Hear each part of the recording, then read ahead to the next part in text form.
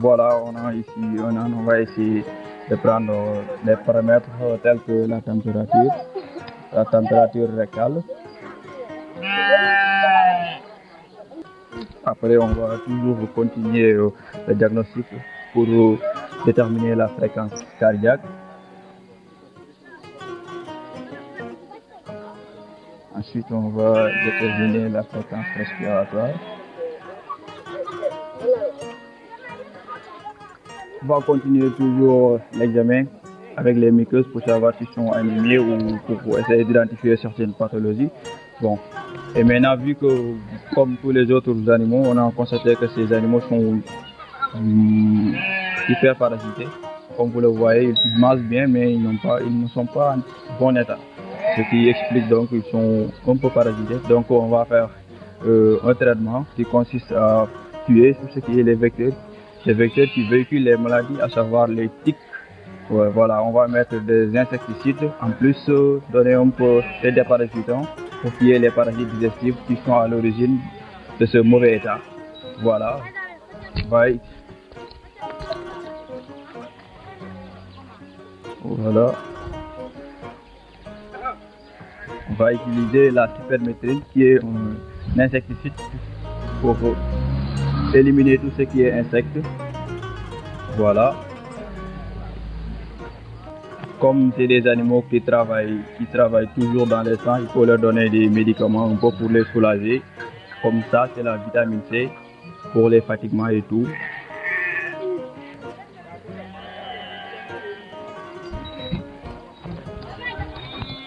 Bon, après, on va donner des comprimés, des parasitants. Ça, c'est l'albendazole. Ça va tuer les parasites qui sont dans les tubes digestifs. Voilà, on va donner au propriétaire. Prenez. C'est pour vous. Soit demain, donc, koy jaxase ak ndox mi wala pepp mi jox ko mu naan ko. Voilà, c'est bon.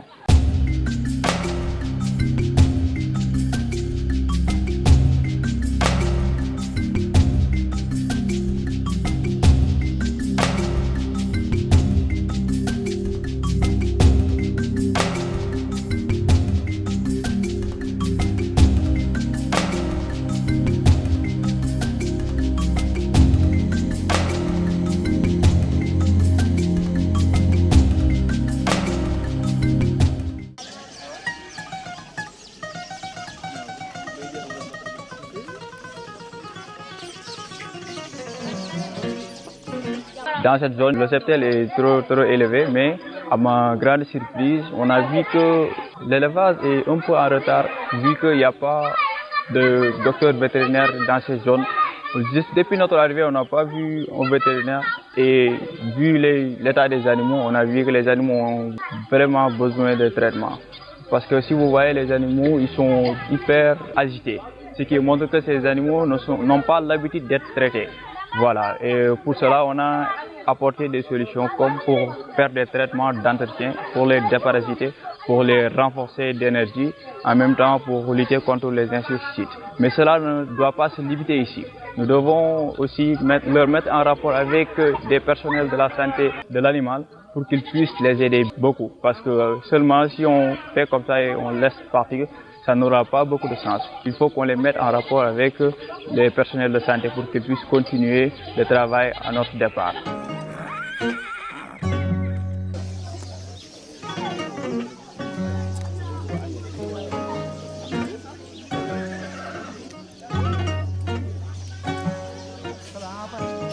dama ñëw pour faj sama fas bi day liggéey si laay bay ndax moo may dimbali.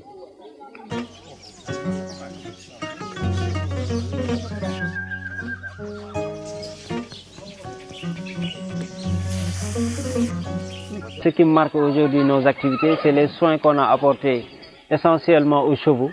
Donc c'est compréhensible parce qu'on est d'abord en milieu rural et aussi qui connaît le milieu rural, donc comprendra que vraiment les chevaux joueront un rôle essentiel.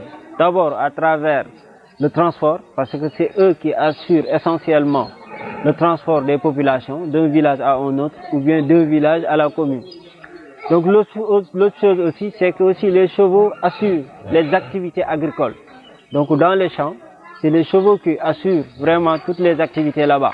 C'est-à-dire que aussi le milieu est propice à leur développement. Donc Khaoulou est entouré quand même par des champs, par un paysage qui est accueillant.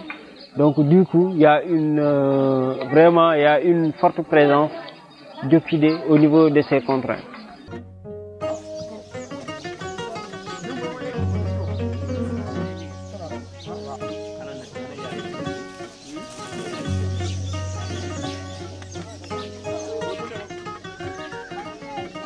Par rapport aux cas qui sont récurrents ici, donc il y a d'abord les parasitoses. Donc les parasitoses sont notées. Donc ce qui fait que souvent on voit des animaux qui sont faibles, qui sont souvent même maigres. Donc le soin qu'on apporte systématiquement, c'est vraiment le fait d'assurer le déparasitage, en plus de ça aussi les fortifiants, c'est-à-dire les vitamines. Donc essentiellement c'est ces soins-là qu'on a apportés aux chevaux. Aujourd'hui, on a consulté vraiment plus de 300 chevaux. Donc cela donne vraiment une idée vraiment de l'importance que joue le cheval au niveau de Khaoulou.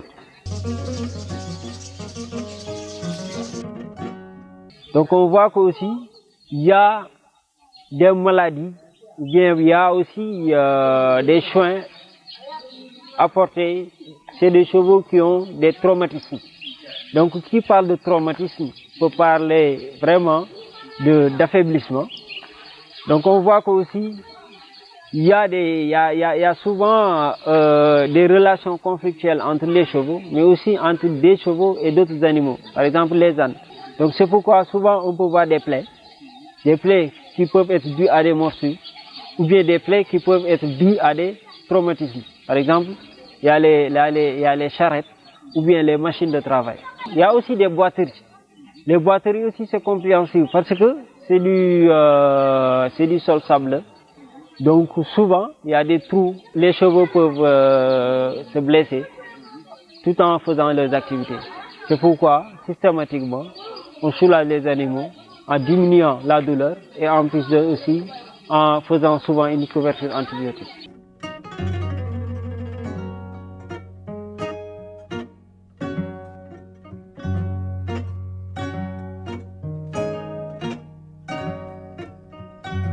Bon, ici, on a constaté qu'il y a plus d'équidés que les petits ruminants. Bien que les habitants ont dit qu'ici, il y a des petits ruminants, mais ils sont partis en transhumance. La raison, c'est qu'ici, pendant l'hivernage, ils cultivent. Ici, les pathologies les plus rencontrées, ce sont les parasitoses. Autrement dit, la plupart des animaux sont parasités. Deuxièmement, ce sont les traumatismes. On a noté aussi beaucoup de traumatismes. Parce que les chevaux sont souvent blessés par les machines ou bien aussi par d'autres facteurs. On a pris ça en charge.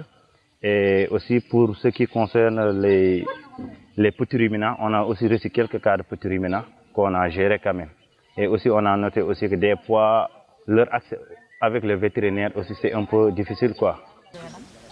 Même eau de javel baax na désinfectant la eau de javel mën nga ko def maanaam boo yaree ba def abattage nga raxas. Aujourd'hui, on est venu donner une formation aux femmes qui nous ont sollicité par rapport à la production animale et plus particulièrement la production aviaire. La production animale peut être définie comme étant une chaîne partant de l'élevage jusqu'à la vente. Notre formation c'est axé sur 4 points, à savoir d'abord le bâtiment, ensuite la biosécurité, et la géotechnie et enfin on a terminé par la prophylaxie. Je pense que c'est sur ces 4 points dont on s'est axé pour renforcer leurs capacités et aussi les aider pour qu'elles puissent réaliser leur vœu, à savoir faire un élevage et pouvoir en tirer profit.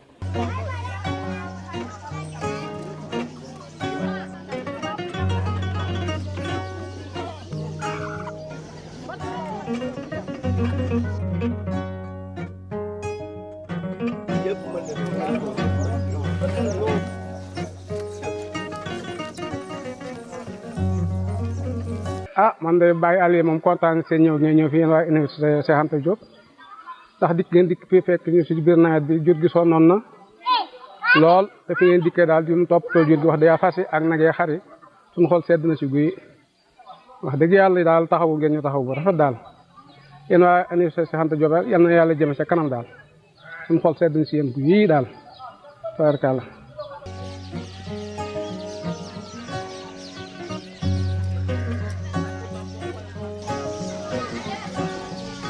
Pour ce qui concerne les vacances citoyennes dans l'ensemble, ça a été très bénéfique par rapport à notre formation. Parce que nous, au-delà de notre formation, après notre soutenance, soit on peut faire public ou bien privé. Et si on fait privé, il y a beaucoup de vétos qui vont sortir et qui seront dans les régions. Et c'est le même travail qu'on est en train d'effectuer là qu'ils vont faire. C'est-à-dire cohabiter avec les ruraux, ils vont dans les villages les aider. C'est pourquoi c'est très intéressant. Surtout les vétos qui ont pour ambition de s'installer dans le privé.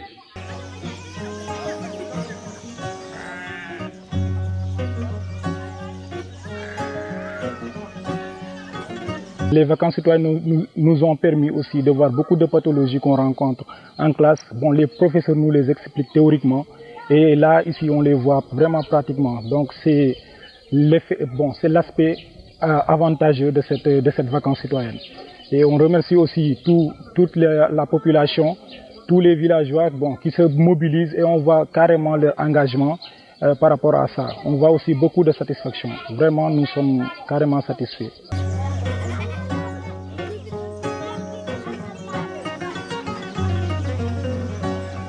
Nous, en tant qu'étudiants vétérinaires, quand on est venu ici, on est venu rencontrer vraiment la population, la vraie population sénégalaise. On est actuellement en contact avec ce que vit la population, le quotidien de la population.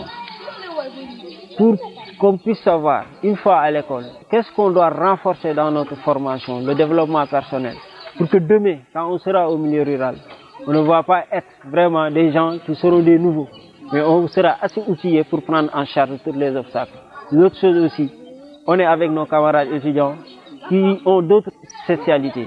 Vraiment, cette complémentarité et aussi cette sociologie qui se développe entre nous, vraiment minimum, ça suffirait pour qu'un étudiant puisse s'engager dans ces activités. Et je pense que aussi, ça doit être une idée nouvelle par rapport à toutes les universités du pays, pour que tous les étudiants puissent être conscients par rapport à leur rôle vis-à-vis de la société, par rapport à leur devoir vis-à-vis de leur communauté. Et je pense que aussi, depuis qu'on était tout petit, c'est l'État du Sénégal qui nous prend en charge. Aujourd'hui, on est devenus plus ou moins des professionnels. Donc, on doit essayer de rendre la monnaie. Comment rendre la monnaie? C'est le fait d'aider la population par rapport à leurs besoins et par rapport vraiment à toutes leurs activités.